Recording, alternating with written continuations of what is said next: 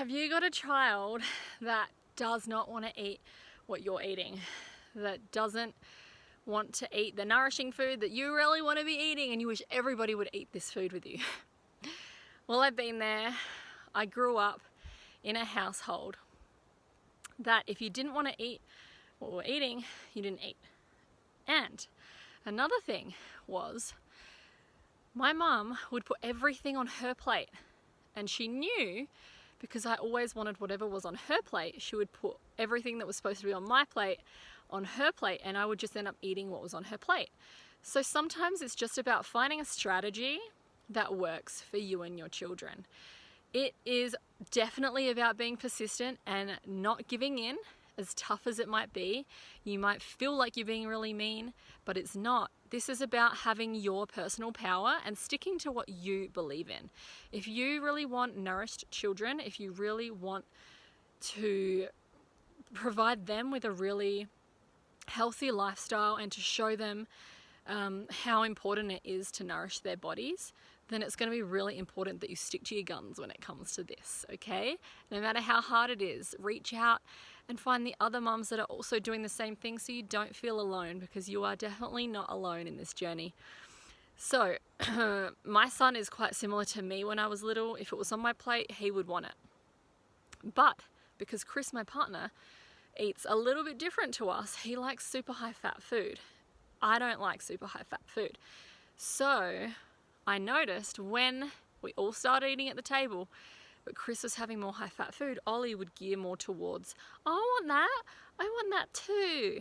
Why can't I have that one? Mama, I don't want this anymore. Just because he saw something else that somebody had at the table. So the number one thing is make sure everybody is eating the same thing at the table. When we started doing that, he stopped caring, he stopped even asking, because he forgot all about it, because we were all eating the same. Another thing was I didn't give any options.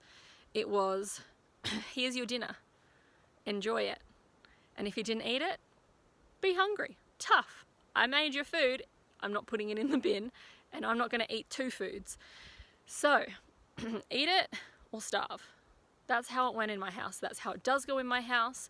If, for example, I know that maybe there's a food that he really doesn't like, then I purposely won't give that specific thing to him. But I will always encourage to just try at least once, because it's very likely that it's just the way that it's presented that is, what's the word I'm thinking of? Like adversing? No. Yeah, where you're steering away from it pretty much.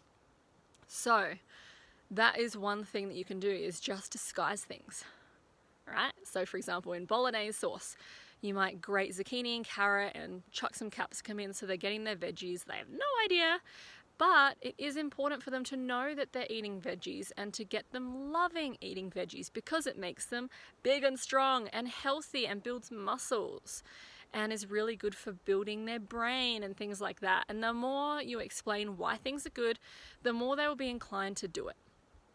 The more you make it the normal, the more it will be the normal. So another thing is when, for example, maybe you're cooking dinner, maybe you're not really sure what to cook for dinner, you might have 2 or 3 ideas, but they're all ideas that you know make you feel nourished and you would love your whole family to be eating them. Give those options to your children and say, these are our 3 options, what would you prefer? Then it goes into their hands, and then they feel like they're in power choosing the meal. But really, it's still going to be one of the meals that you wanted anyway. So that's another really, really good way to do it. And then if they're at an old enough age, getting them involved. I noticed through doing live-in intensives with families who have children, getting the children involved, getting them to pick out certain salad ingredients, or, what do you think we should put in the salad? What vegetables do you think that we should put in this? Or what seasoning do you reckon would be nice on this? They feel like they're being involved and they love it. So the more you can involve them, the better. If they're little, they're going to eat whatever you give them. So have fun with that and play around with that, but know that you're an amazing mum for caring about this and for wanting to nourish your child. Because I know it can be frustrating when they don't want to eat what you give them, but it doesn't mean that you give in and give them something else that they've been asking for. because the more you persist with it, the more they will actually go with the flow.